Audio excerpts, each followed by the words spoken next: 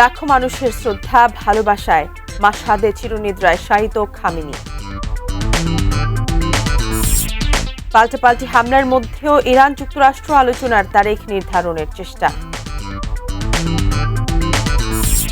এবং ট্রাম্পকে হত্যার পরিকল্পনা করছে ইরান, দাবি ইসরায়েলের।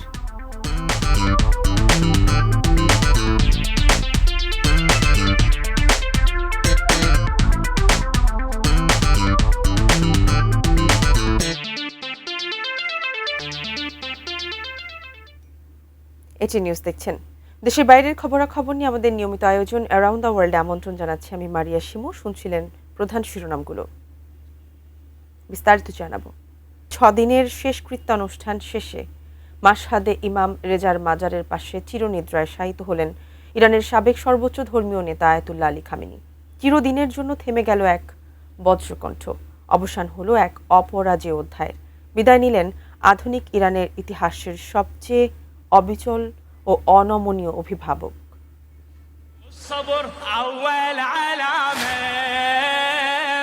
এ কেবল এক নেতার বিদায় নয়, এ যেন শতাব্দীর আবেগের মহাপ্রয়াণ। গত শনিবার থেকে শুরু হওয়া অন্ত্যেষ্টিক্রিয়ায় গোটা ইরান পরিণত হয় এক শোকাতুর মহাসমুদ্রে। তেহরানের রাজপথ থেকে শুরু করে মাশহাদের চত্বর, কোথাও তিল ধারণের ঠাঁই ছিল না। অশ্রুসিক্ত নয়নে প্রিয় নেতাকে শেষ বিদায় জানান আবাল বৃদ্ধ বনিতা। দেশপ্রেমিক ইরানিদের যে হাতগুলো বিশ্বমঞ্চে ঔপনিবেশিক শক্তির বিরুদ্ধে মুষ্টিবদ্ধ, সেই হাতগুলোই এদিন হৃদয় নিংড়ানো ভালোবাসা দিয়ে প্রিয় নেতাকে সেলুট জানায়। শোকের সাগরে ভেসে থাকা কোটি কোটি ইরানির চোখে জ্বলে ওঠে এক অপরাজেয় আত্মমর্যাদার স্ফুলিঙ্গ। ভৌগোলিক সীমানা ভেঙে এই শোকের ঢেউ আশ্রয় পড়ে ফোরাত নদীর তীরেও। সীমানা পেরিয়ে এই ক্রন্দন ধ্বনিত হয়েছে ইরাকের পবিত্র মাটিতে। নাজাফ আর কারবালার পুণ্যভূমিতে লাখো মানুষ শরিক হয়েছেন আলী খামেনির জানাজায়। কারবালার ঐতিহাসিক প্রাঙ্গণে যখন তার কফিন আনা হয়, তখন লাখো মানুষের কণ্ঠে ধ্বনিত হয়েছিল এক আধ্যাত্মিক বিপ্লবের সুর। বিশ্ব দেখেছে আদর্শের কোনো কাঁটাতারের বেড়া থাকে না, বীরের কোনো নির্দিষ্ট সীমানা হয় না। সমস্ত লড়াই আর ইতিহাসের রক্ত পিচ্ছিল সব বাঁক পেরিয়ে সেই মহানায়ক ফিরে এলেন তার পরম আশ্রয়ে, নিজের চেনা শেকড়ে।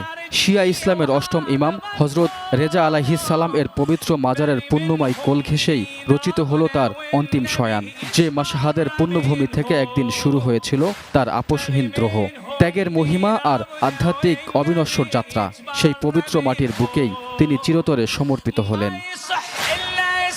আলী খামেনি ঘুমিয়ে পড়েছেন, তবে রেখে গেছেন দীর্ঘ সংগ্রামের ইতিহাস আর অনমনীয় প্রতিরোধের অক্ষয় উত্তরাধিকার।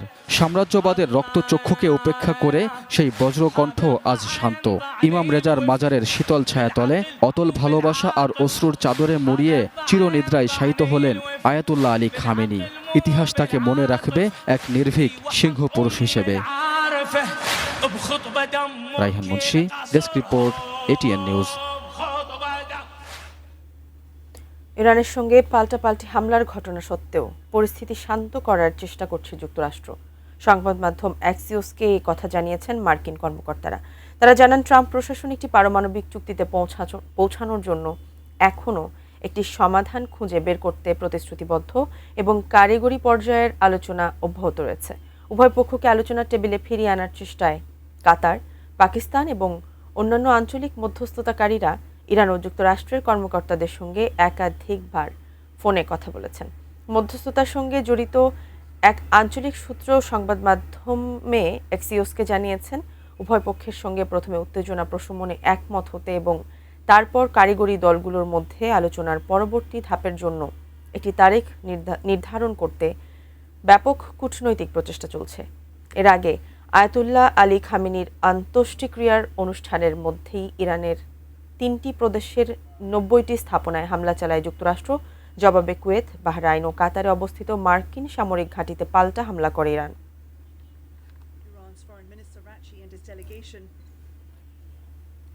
মার্কিন প্রেসিডেন্ট ডোনাল্ড ট্রাম্পকে হত্যার পরিকল্পনা করছে ইরান, এমন দাবি করেছে ইসরায়েল। এমনকি এই ধরনের গোয়েন্দা তথ্য সম্প্রতি ওয়াশিংটনের হাতেও তুলে দিয়েছে দেশটি। ট্রাম্পকে হত্যার পরিকল্পনার বিষয়ে শুক্রবার প্রকাশিত এক প্রতিবেদনে তথ্য জানিয়েছে প্রভাবশালী মার্কিন সংবাদ মাধ্যম ওয়াল স্ট্রিট জার্নাল। এদিকে সিএনএন জানিয়েছে গোয়েন্দা তথ্যটি ট্রাম্পকে হত্যার একটি নির্দিষ্ট পরিকল্পনা সম্পর্কিত। তবে এসব তথ্য নিয়ে এখনও কোনো মন্তব্য করেনি যুক্তরাষ্ট্র বা ইরান। অবশ্য চলতি সপ্তাহে ন্যাটো সম্মেলনের ফাঁকে তুরস্কের আঙ্কারায় সাংবাদিকদের সঙ্গে কথা বলার সময় ট্রাম্পও বলেছেন ইরান তাকে হত্যার লক্ষ্যবস্তু হিসেবে তালিকাভুক্ত করেছে। তিনি নাকি ইরানের হিট লিস্টের প্রথমেই রয়েছেন। যদিও যুক্তরাষ্ট্রের কয়েকজন কর্মকর্তা মনে করছেন ট্রাম্পের ইরান নীতি প্রভাবিত করতেই এমন তথ্য দিয়েছে তেল আবিব।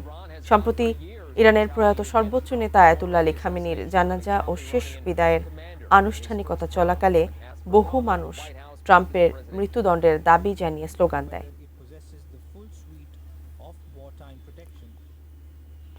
তুরস্কের আঙ্কারায় অনুষ্ঠিত ন্যাটোর শীর্ষ সম্মেলনকে সম্পূর্ণ রাজনৈতিক উদ্দেশ্য প্রণোদিত বলে দাবি করেছে Iran.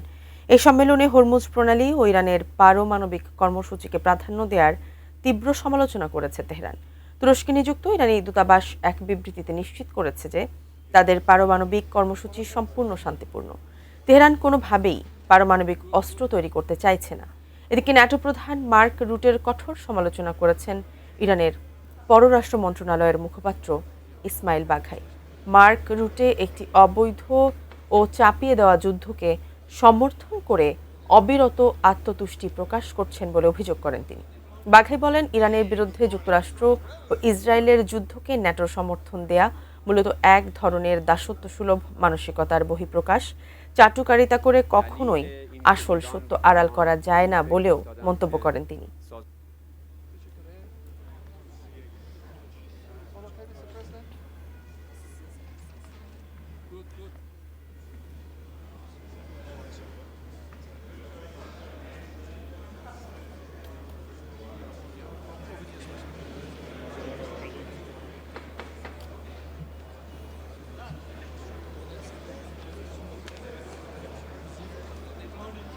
Hey, good morning, Mr. Vice President.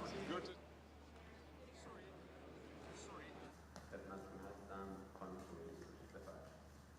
دلیل اینکه ایران و عمان به این فکر افتادن Gaza Israeli বিমান হামলায় অন্তত 6 জন নিহত হয়েছেন। গাজার বেসামরিক প্রতিরক্ষা বিভাগ জানায়, মধ্য গাজার নুসৈরাত শরণার্থী শিবিরে ইসরায়েলের ড্রোন হামলায় 2 জন নিহত ও বেশ কয়েকজন আহত হয়েছেন। উপত্যকার অন্যান্য এলাকায় হামলায় নিহত হয়েছেন আরও 4 জন। এর মধ্যে গাজা সিটির একটি জনাকীর্ণ এলাকায় গাড়ি লক্ষ্য করে হামলা চালানো হয়, এতে অন্তত 1 জন নিহত হন। এলাকাটিতে বাস্তুচ্যুত বহু ফিলিস্তিনিও আশ্রয় নিয়েছেন। 2025 সালের 10 অক্টোবর ইসরায়েল ও হামাসের মধ্যে একটি যুদ্ধবিরতি চুক্তি হয়। সেই চুক্তি সচল থাকার পরও এই হত্যাকাণ্ড অব্যাহত রয়েছে। যুদ্ধবিরতি চুক্তির প্রথম দিন থেকে ইসরায়েলি সেনাবাহিনী তা লঙ্ঘন করে আসছে। এ পর্যন্ত তারা 3000-এরও বেশি বার এই চুক্তি লঙ্ঘন করেছে।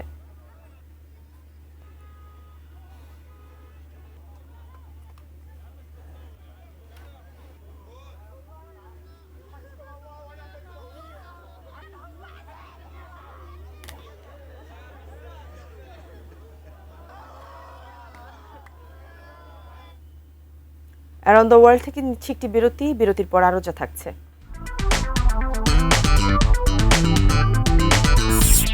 স্পেনের দক্ষিণ পূর্বাঞ্চলে দাবানলে অন্তত 12 জনের প্রাণহানি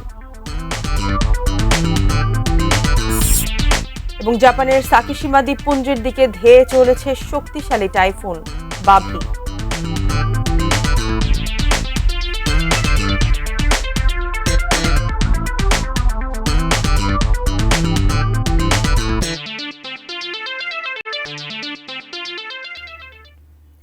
বিরতির পর আবার আমন্ত্রণ, দেখছেন অ্যারাউন্ড দ্য ওয়ার্ল্ড। যুক্তরাজ্যের সম্ভাব্য পরবর্তী প্রধানমন্ত্রী অ্যান্ডি বার্নহাম বলেছেন, গাজায় নৃশংসতা বন্ধ করতে ইসরায়েলের ওপর আরও চাপ সৃষ্টি করতে চান তিনি। দ্য গার্ডিয়ানকে দেয়া সাক্ষাৎকারে বার্নহাম জানান, যুদ্ধবিরতির আহ্বান জানাতে যুক্তরাজ্য অনেক দেরি করে ফেলেছিল, তবে ইতোমধ্যে কিছু গুরুত্বপূর্ণ পদক্ষেপ নিয়েছে ব্রিটিশ সরকার। সামনের পদক্ষেপগুলোকে আরও শক্তিশালী করার অঙ্গীকার করেছেন তিনি। বর্তমান প্রধানমন্ত্রী কিয়ার স্টারমার পদত্যাগের ঘোষণা দেওয়ার পর চলতি মাসের শেষ দিকে নতুন প্রধানমন্ত্রী হিসেবে দায়িত্ব নিতে যাচ্ছেন অ্যান্ডি বার্নহাম। গাজা ইসরায়েলের নৃশংসতার বিরুদ্ধে স্টারমার সরকারের অবস্থানের কঠোর সমালোচনা করে আসছেন তিনি। বলেছেন, অন্যায়ের বিরুদ্ধে এসব পদক্ষেপ যথেষ্ট ছিল না। অবশ্য শেষ দিকে এসে ইসরায়েলের কট্টর ডানপন্থী মন্ত্রিসভার সদস্যদের বিরুদ্ধে নিষেধাজ্ঞা আরোপ এবং আনুষ্ঠানিকভাবে ফিলিস্তিনি রাষ্ট্রকে স্বীকৃতি দিয়েছে যুক্তরাজ্য। তবে সহিংসতায় জড়িত ইসরায়েলিদের বিরুদ্ধে আরও কঠোর পদক্ষেপ নিতে চান অ্যান্ডি বার্নহ্যাম।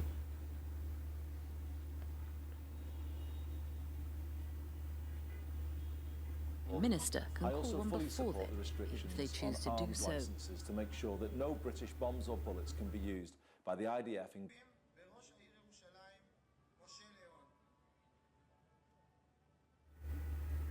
স্পেনের দক্ষিণ পূর্বাঞ্চলের আলমেরিয়া প্রদেশের লস গালিয়ার্দোস এলাকায় দাবানলে অন্তত 12 জনের মৃত্যু হয়েছে, আহত হয়েছেন 6 জন।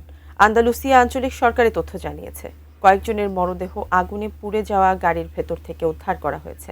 প্রত্যক্ষদর্শীদের দাবি, একটি বিদ্যুৎ লাইন ছিঁড়ে পড়ার পর আগুনের সূত্রপাত হয় এবং দ্রুত পাশের বনাঞ্চলে ছড়িয়ে পড়ে। দীর্ঘস্থায়ী তাপপ্রবাহে স্পেন সহ দক্ষিণ ইউরোপের বিভিন্ন দেশে তাপমাত্রা 40 ডিগ্রি সেলসিয়াসের কাছাকাছি পৌঁছেছে। এতে একের পর এক দাবানল ছড়িয়ে পড়ছে। শত শত দমকল কর্মী আগুন নিয়ন্ত্রণে কাজ করছেন। নিরাপত্তার জন্য হাজারো মানুষকে ঘরবাড়ি ছেড়ে অন্যত্র সরিয়ে নেওয়া হয়েছে। দাবানলের কারণে কয়েকটি সড়ক বন্ধ করে দেওয়া হয়েছে। এদিকে জার্মানিতে জুন মাসে তীব্র গরমে প্রাণহানি 5,000 ছাড়িয়েছে।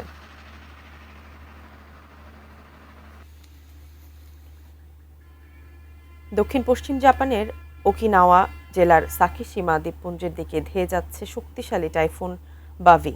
সেখানকার জনগণকে বাড়তি প্রস্তুতি নেওয়ার পরামর্শ দেওয়া হয়েছে। টাইফুন বাভি ফিলিপাইনের পূর্বে সমুদ্রের ওপর দিয়ে ঘন্টায় 20 কিলোমিটার বেগে উত্তর পশ্চিম দিকে অগ্রসর হচ্ছে। টাইফুনটি শক্তি বজায় রেখে ওকিনাওয়ার সাকিশিমা দ্বীপপুঞ্জের কাছাকাছি চলে যেতে পারে বলে আশঙ্কা করা হচ্ছে। ওকিনাওয়ার মূল দ্বীপ অঞ্চলটির ওপরও প্রচণ্ড শক্তিশালী বাতাস আঘাত হানার আশঙ্কা রয়েছে।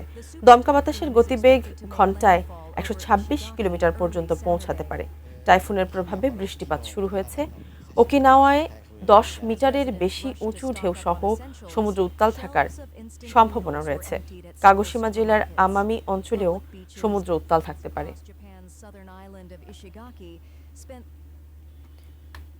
চীনের দক্ষিণ পূর্বাঞ্চলীয় ফুজিয়ান প্রদেশের জিনজিয়াং শহরের একটি জুতার কারখানায় ভয়াবহ অগ্নিকাণ্ডে অন্তত 28 জন নিহত হয়েছেন। প্রকাশিত ভিডিওতে ভবনের ছাদে কয়েকজন মানুষ আটকা পড়ে থাকতে দেখা যায়। অগ্নিকাণ্ডে অসংখ্য প্রাণহানির জন্য দায়ীদের কঠোরভাবে জবাবদিহির আওতায় আনার হুঁশিয়ারি দিয়েছেন চীনের প্রেসিডেন্ট শি জিনপিং। ফুজিয়ান প্রদেশের জিনজিয়াং শহরকে চীনের জুতার রাজধানী বলা হয়। বিশ্বের মোট ক্রীড়া বিষয়ক জুতার প্রায় 20% এই শহরেই উৎপাদিত হয়। ঘটনাস্থল থেকে 200 জনেরও বেশি মানুষকে নিরাপদে সরিয়ে নেওয়া হয়েছে। প্রাথমিক তদন্তে ধারণা করা হচ্ছে কারখানার নিচতলায় দাহ্য পদার্থ সংরক্ষণের স্থান থেকেই আগুনের সূত্রপাত হতে পারে। এই ঘটনায় কারখানার মালিক পক্ষের সঙ্গে সংশ্লিষ্ট কয়েকজনকে আটক করা হয়েছে। পাশাপাশি জব্দ করা হয়েছে প্রতিষ্ঠানটির ব্যাংক হিসাবও।